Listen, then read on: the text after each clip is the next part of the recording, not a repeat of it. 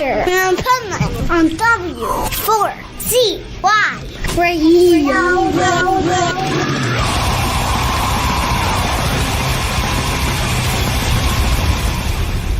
Wake up, America! It's time for the adventures of Pipeman on W4CY.com, West Palm Beach's #1 internet radio station. Here's your host, the Pipeman.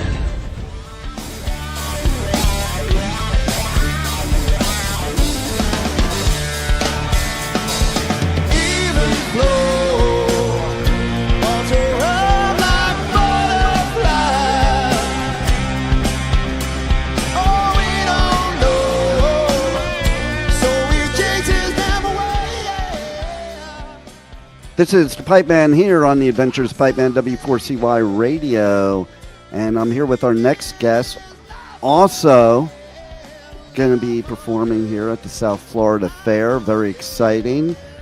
So let's welcome Ryan to the show. We're going to talk about Given to Fly, the Pearl Jam experience. Yes, sir. So that's pretty cool. You know, it's funny because he sounds just like Eddie Vedder and gives vocal lessons to where I'm going to bring that up because anybody out there might want to use his skills to learn how to sing.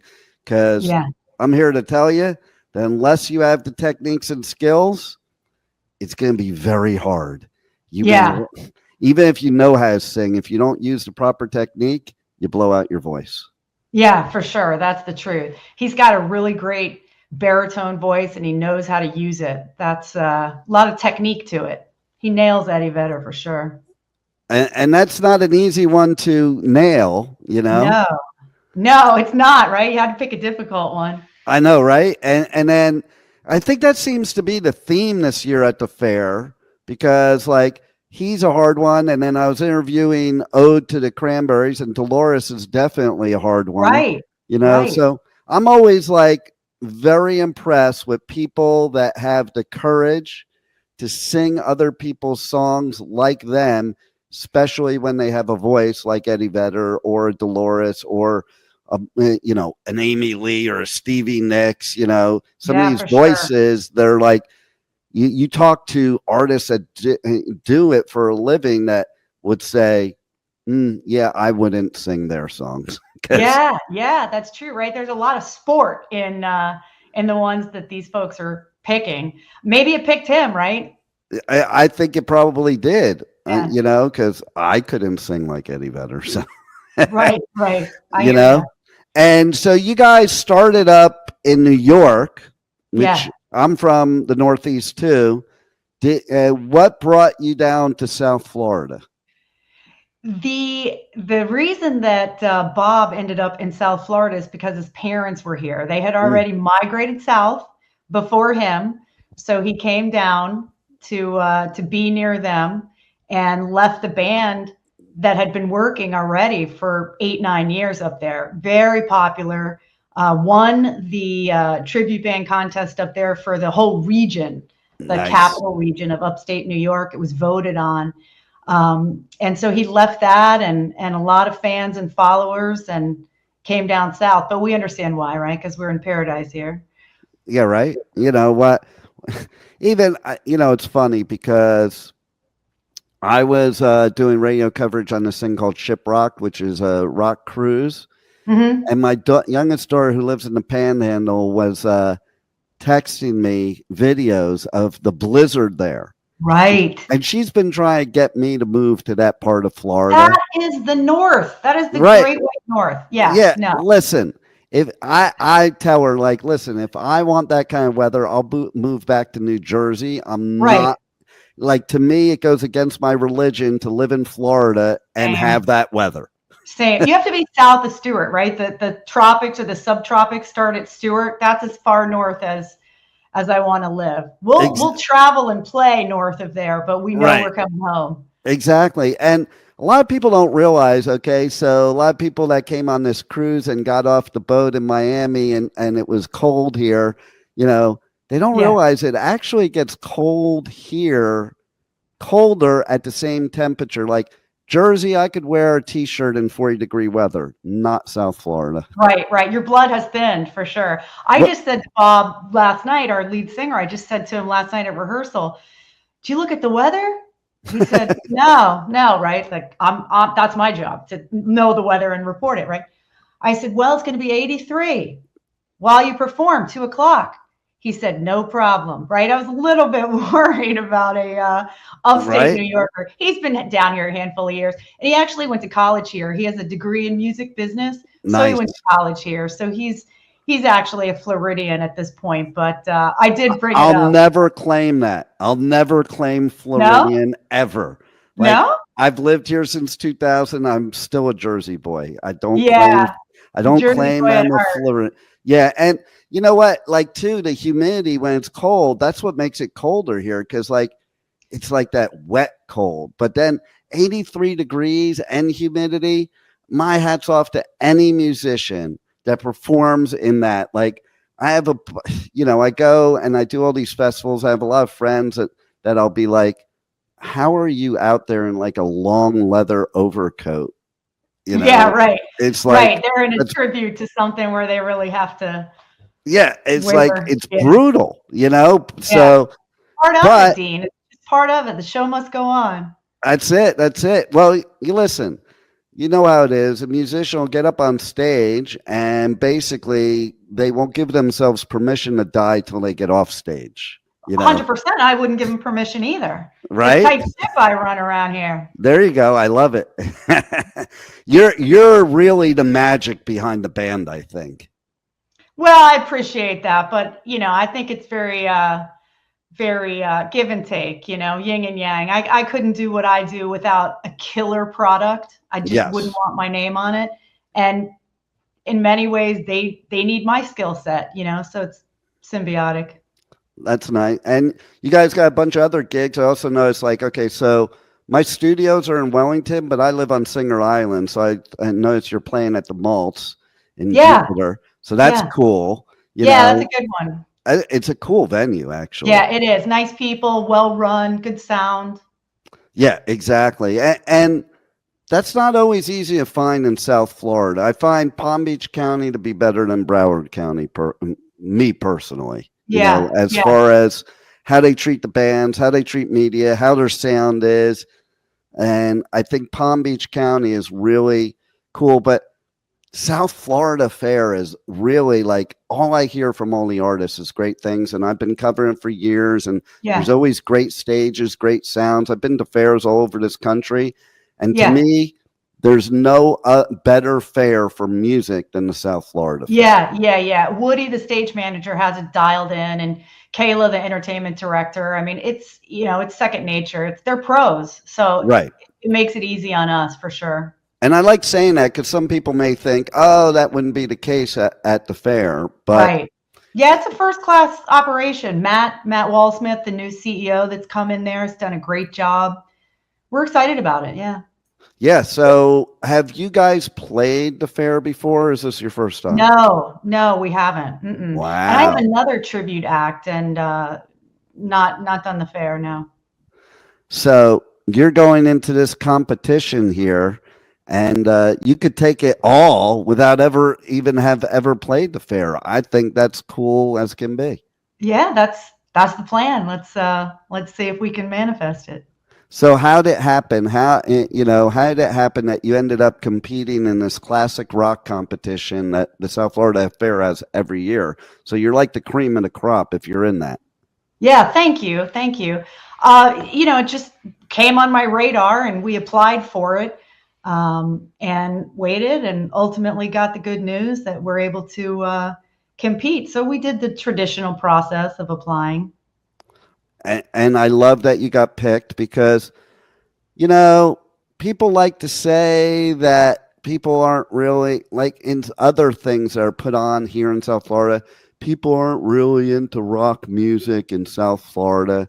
You show up to the fair on Saturday and watch this competition, and you will prove all those people wrong because that is the biggest lie ever told. Who's saying that? We need to correct them. I can't really say, but let's put it this way.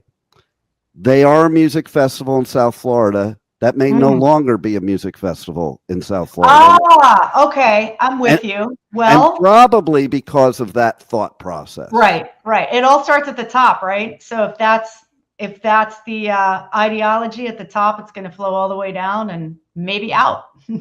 Well, the thing is, too, I think, like, you got to be relative to what's now, not what was 2 years ago, 5 years ago, 10 years ago, 20 years ago. It doesn't matter. It's what's now.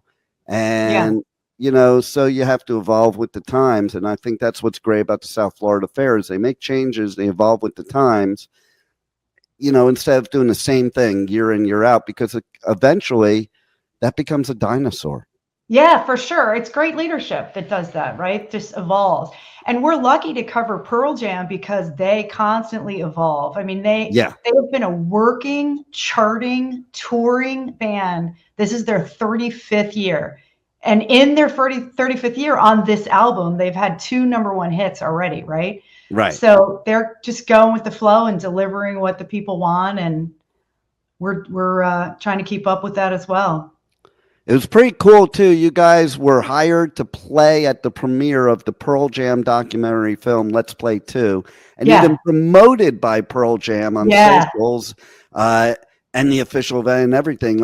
So how does it really feel when the band you're paying tribute to is promoting you? Yeah, that's big, right? That's pretty much the holy grail. They did it organically, and they also did it in paid ads. So they put their money where their mouth is. It's a big win, and the guys in the band are diehard Pearl Jam fans, especially Bob. He's been to a dozen shows, and so it really doesn't get better than that, right? I know, right? Yeah. The only thing that could be a little better is if both bands get up on stage and perform together. Yes, let's do it. Can you help us with that, Dean? Make it happen. I'm putting it out there right now. Let's do it. Don't just promote on social media. Bring them up and do a double show. That would be kind of cool, right? Yes, amen. I love it. So, besides being a big fan of Pearl Jam, what started the whole brainstorm to do this tribute band? It was just being a super fan. Bob, like I said, he just loves them. He's been to a ton of shows. He's been a 10 Club member. So 10 Club is a paid membership only fan club that Pearl Jam runs. It's on pearljam.com. He's been a 10 Club member since its inception. And then he had the voice, right? He had the voice, loved the music, and that's another holy grail, right? If you can sing what you love, if you can perform what you love. Yeah, I can't. And so my hat's off to him, Yeah, the audience feels that. If you are connecting with the music and the content, they will see that.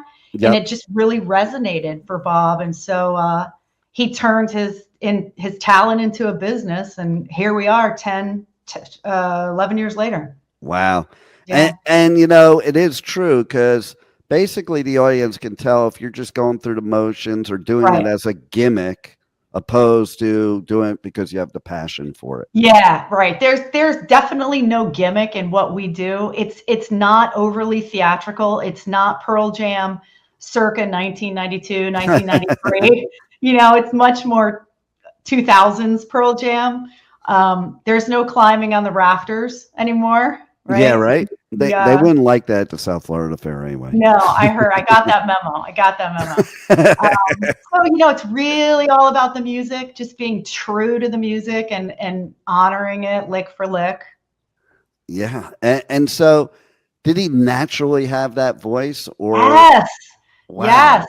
Yes, he did. He had very little formal training until he started, teaching others, but he's largely self-taught. I find some of the best singers that is the case, or the best musicians. I think it's kind of because, and especially talking to friends of mine that are musicians, it's like you don't get put in this box, and you can when you're self-taught, you kind of experiment and find your sound opposed to what somebody else tells you to do. Like I remember when I was taking guitar lessons, I freaking hated that for months. All the teacher wanted to do is teach me scales. I just wanted to make sounds. Yes, that's so funny. Bob talks about that all the time, being a vocal coach. So he says, you know, I don't do 45 minutes of warm up with these guys, and there's not a lot of you know, kind of Miss Mabel in the back room on the piano, right? He's a more modern coach. You're here to sing, let's sing, you know, match pitch. And he kind of goes about it a different way, and certainly has a lot of very happy students because of that. You know, he's like the favorite uncle teacher type thing. Yeah. I think that's brilliant because you'll keep more kids into music and the arts, right? You know, because when we're a kid and we're taking music lessons, we don't want to do all that boring crap. We want to learn how to play a song or sing a song or whatever, you know? Yeah. And he has adults too. So it's like they're getting that rock star moment when they're. Exactly. So how do people reach out to you guys on socials, on the web, check out everything about you? Yeah. So giventoflytribute.com is the web address. Given to Fly is a song. Pearl Jam song, and Eddie Vedder also has a tattoo on his arm, Given to Fly. So giventoflytribute.com is the website. Facebook is at PJ Tribute, and Instagram is at Given to Fly Tribute. Nice. And do you have anything else you want to share with the listeners that we haven't covered already that they need to know that's either coming up or anything? Yeah. I know that you're Palm Beach County based. We have some great shows coming up. You mentioned the Malts. We also have Boca Black Box. Yeah. We have the studio at Meisner Park. And if anybody's hearing this out there in Central Florida, we have a killer show coming up at Tuffy's, which is a little concert hall.